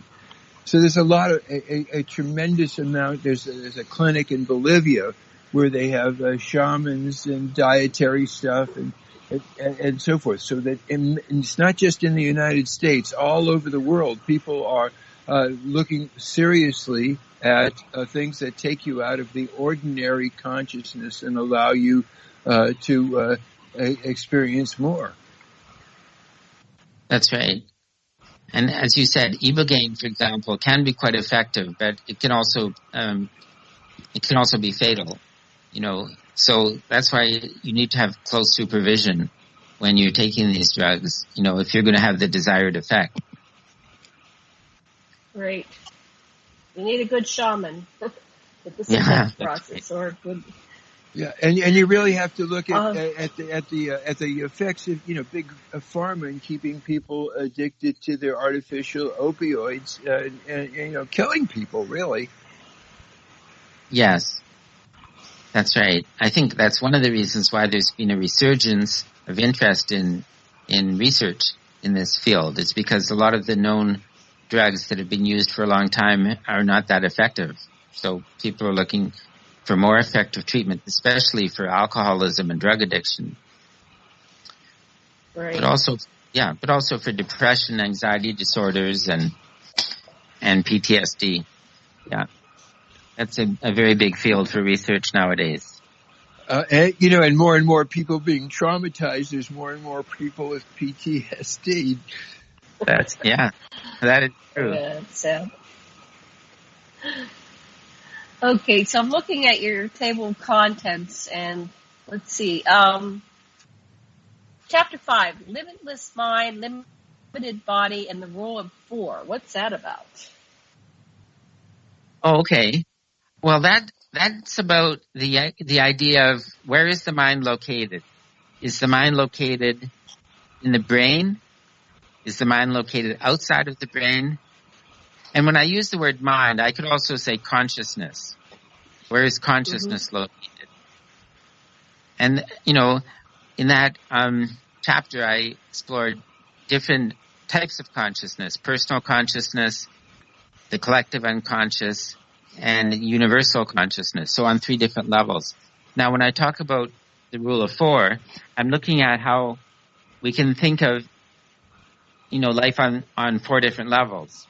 We could say there's the physical, there's the emotional, there's the mental, and then there's the spiritual.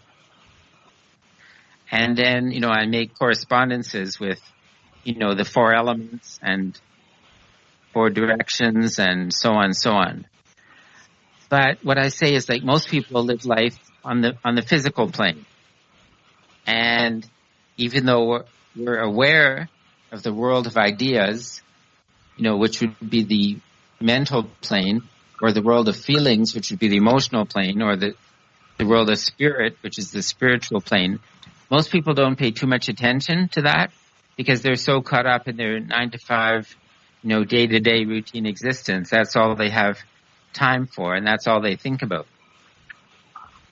So in this chapter, I'm trying to, ask people to look beyond the physical world into these other planes of existence, which we know exist, but we don't spend too much time thinking about them.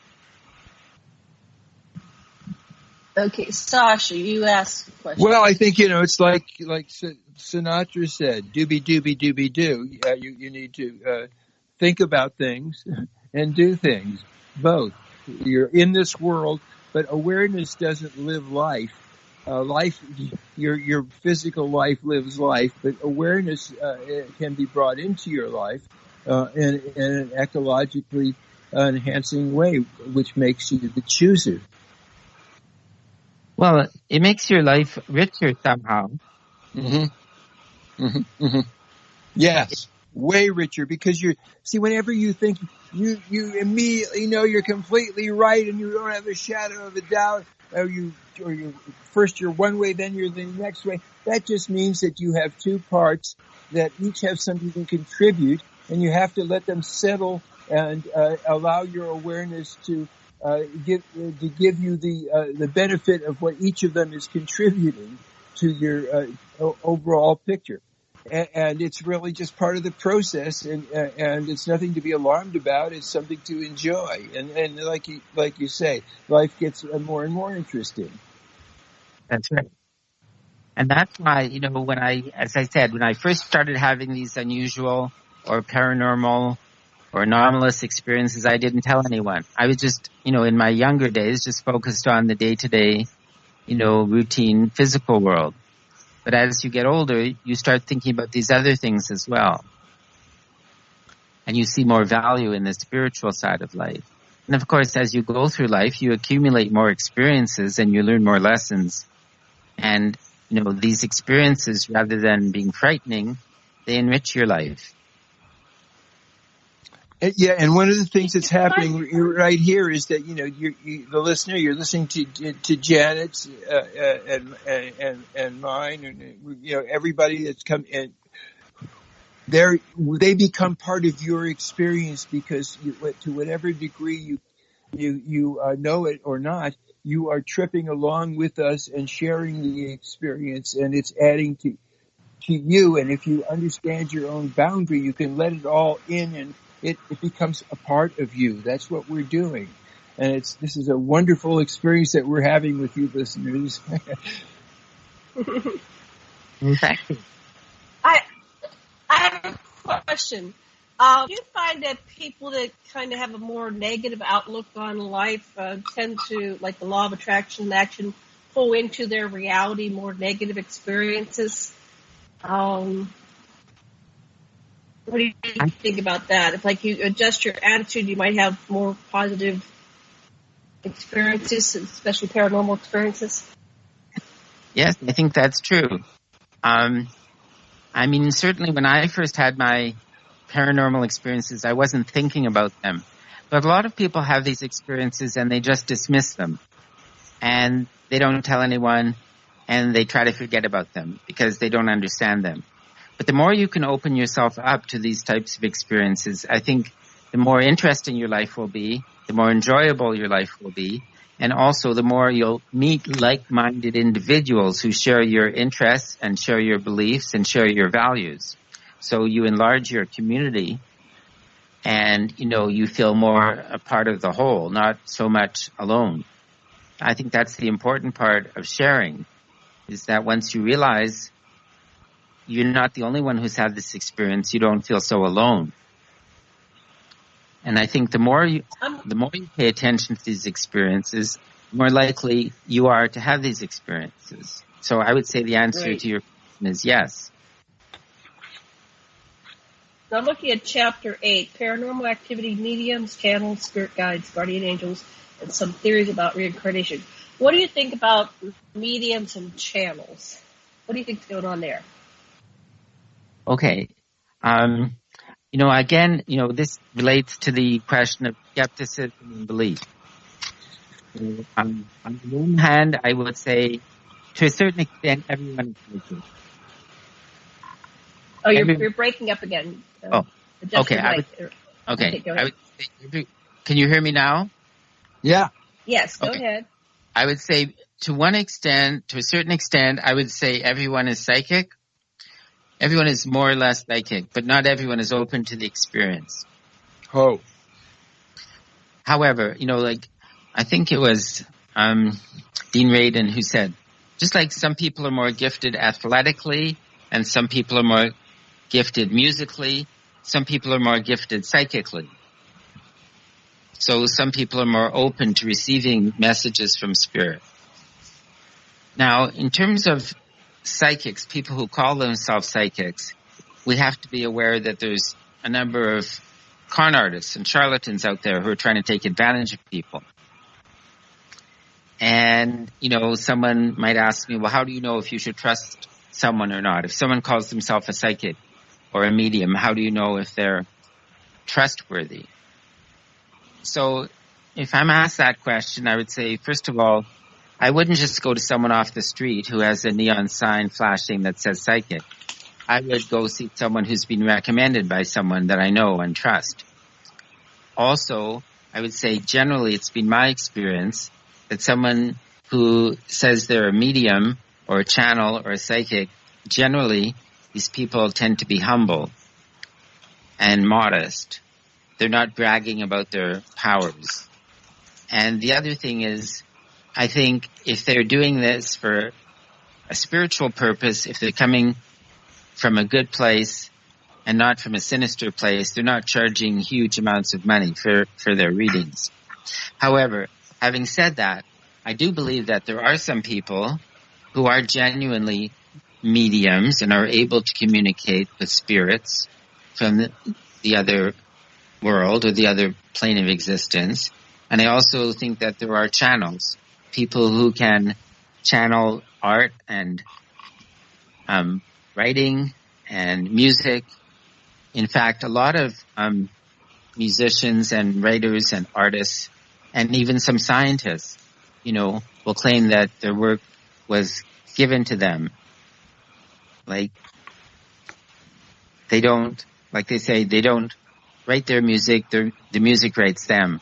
And there have been a number of channel books which have been very successful and very popular. Like, for example, A Course in Miracles or Conversations with God and so on. So, I mean, I do believe that some channels and some mediums are genuine, and I find their writings very interesting. At the same time, it's a question of, you know, keeping a healthy dose of skepticism and being, you know, somewhat cautious. However, I think it's also important to keep an open mind, because I know some mediums are genuine and they can be very helpful. That's my opinion. If I may, you know, I'd like to put in a word for being your own medium.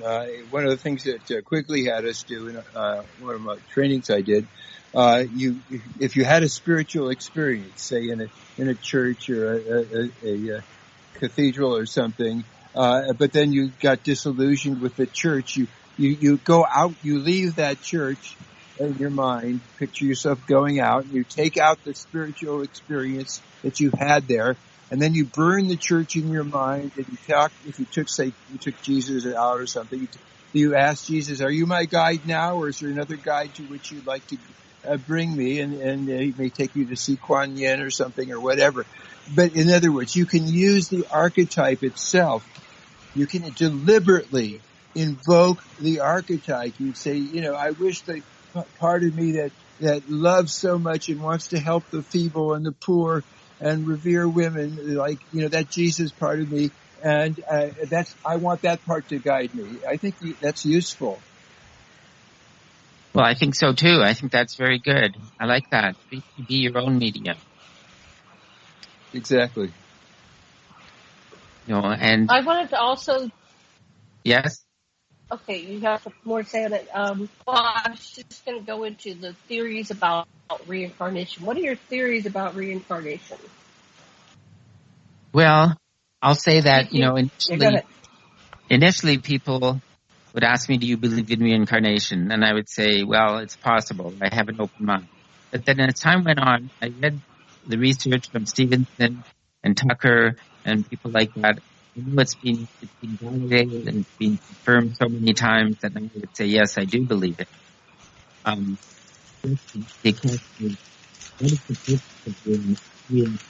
you're breaking up again. Try that again. You're breaking up. Okay. Go ahead. I would say, having read the research from Stevenson and Tucker at the University of Virginia, all the research that's been done on reincarnation, I think Carol Bowman is another one, who worked with children. I think there's so much evidence that reincarnation actually happens that I do believe in it. But the question that raises in my mind is, well, what is the purpose of reincarnation? Is it to promote spiritual growth, or is there some other reason? Yeah. How do you feel about it? I think that the idea of purpose is tautological in as much as it's the seeking of purpose that is the purpose rather than the purpose or the goal itself, or at least that's the way I would like to approach that. And so the question is, whatever you're accessing is resonating with the here and now, with past lives, with other lives, with the plays and movies you like, with the way you treat your cat. And it's so wonderful to realize all those resonances at all those different levels, and what a rich existence we are blessed with. Well, that's good, and that also implies that the purpose would be different for everyone. Oh,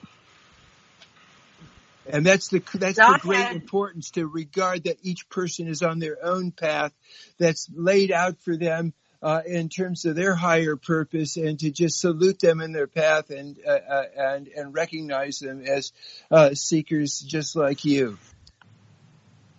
That's very good. I like that. Now, I've had some memories of past lives, and I've met other people that shared the memory, but I don't know if we're just all citing each other and, making it up together. But I did remember, I'm trying to track down a past life memory. I remembered I was a little boy sitting under the table when Lincoln died, and everybody was gathered around, and I saw his soul leave his body, and I looked around, and I wondered why nobody else could see it.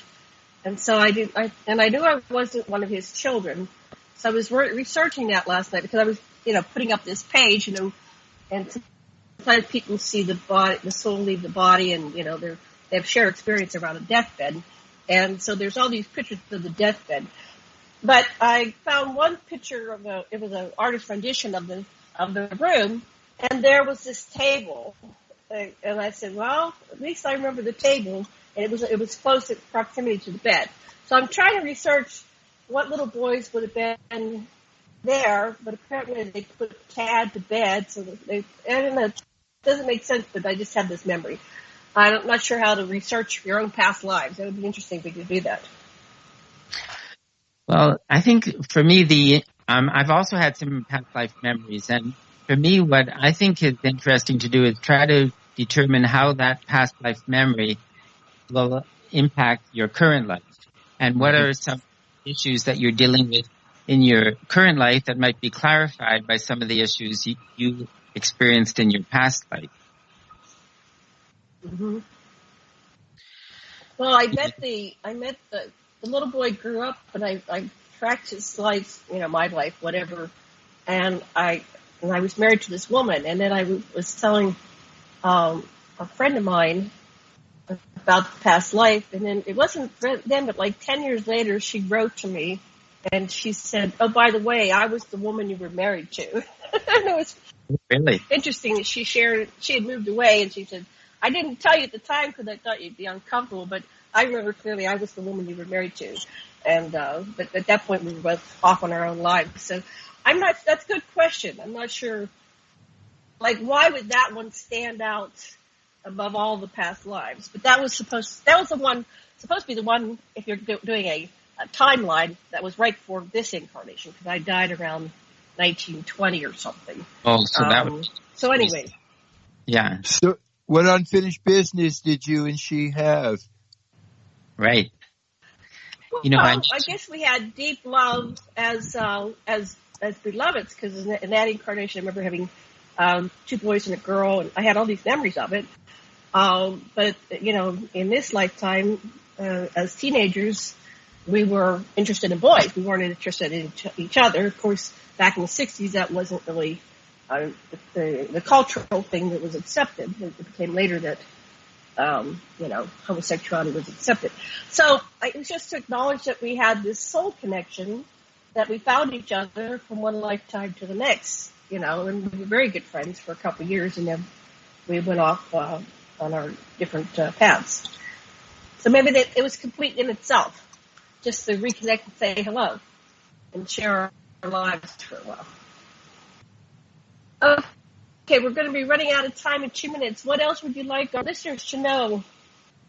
Okay. We're talking about past lives, and I mentioned about Carol Bowman, who works with children. Mm-hmm. And she talked about a little boy who would start crying whenever he heard a loud noise. And they said, well, a friend was visiting, and he was a hypnotherapist, so he said to the little boy, just sit on my knee and tell me what you see when you close your eyes. And he described a scene in the Civil War, and with loud explosions and everything like that, and that he was shot in his hand, just near the wrist. And his mother had said he had terrible eczema in that place, and she took him to so many doctors. She tried every cream, everyone. But after he went through this reaction or recollection of his past life, he stopped and never came back, and he became his fear of loud noises. So I think recollection of past lives can be helpful. It can have an impact on your present. And since we're running out of time, I'll just say that if anyone has any questions for me, I can give you my website address. And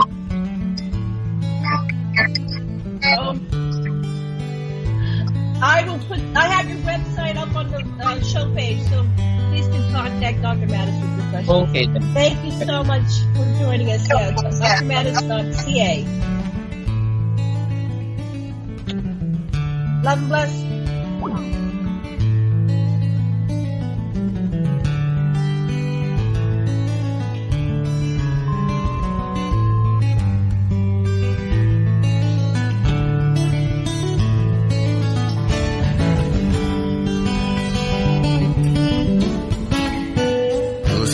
Revolution Radio at freedomslips.com. And we'll be right back after this message.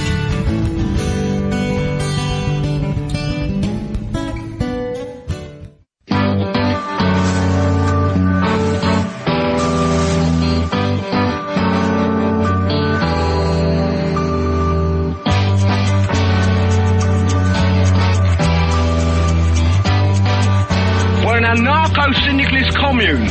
We take it in turns to act as a sort of executive officer for the week. Yes. But all the decisions of that officer have to be ratified at a special bi-weekly meeting. Yes, I see. By a simple majority in the case of purely internal affairs. Be quiet. But by a 2/3 majority in the case of more... Be quiet. I order you to be quiet. Look, you stupid bastard, you've got no arms left. Yes, I have.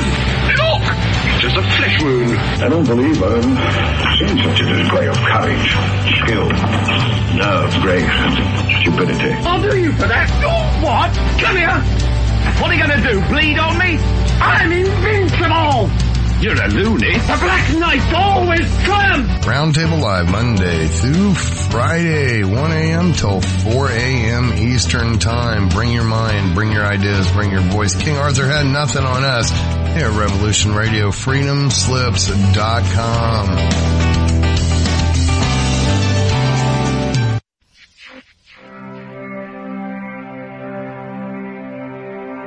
Oscar's freeze. That's your cerebral cortex looking for an answer it doesn't have. See?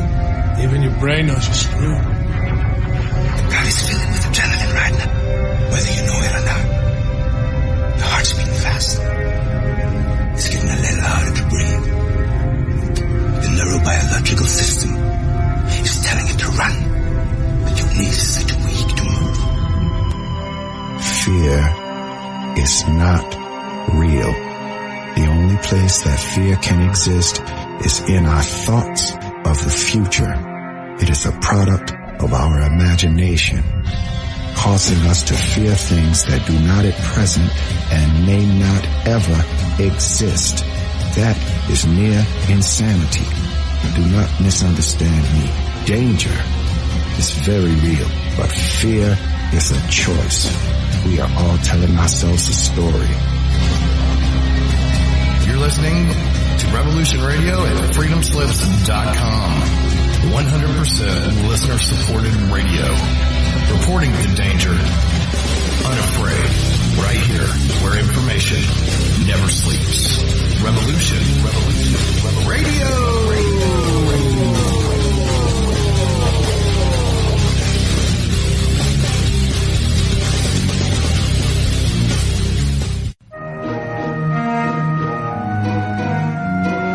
The original machine had a base plate of prefamulated amulite, surmounted by a malleable logarithmic casing, in such a way that the two spurving bearings were in a direct